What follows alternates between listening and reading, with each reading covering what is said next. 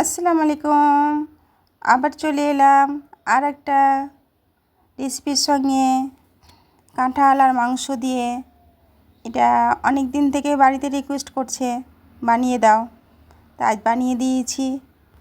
আর যে আর বাড়িতে যেমন তেল মশলা খান সে সেই পরিমাণ মতন ব্যবহার করবেন। আজকে আমার বাড়িতে মেহমান আছে বলে সব কিছু একটু বেশি করতে হয়েছে। আর এটা খুব সহজ রেসিপি, যে একটিবার দেখবেন সে তো পারবেনই। আর এর আগে হয়তো আপনারা বানিয়ে খেয়েছেন, কিন্তু আজকে আমি এর বাড়িতে তৈরি করেছি, তাই বলি বন্ধুদের সাথে আজকে এটাই শেয়ার করি। আজ একটু পরিমাণ বেশি, ওই যে বললাম বাড়িতে আমার মেহমান আছে।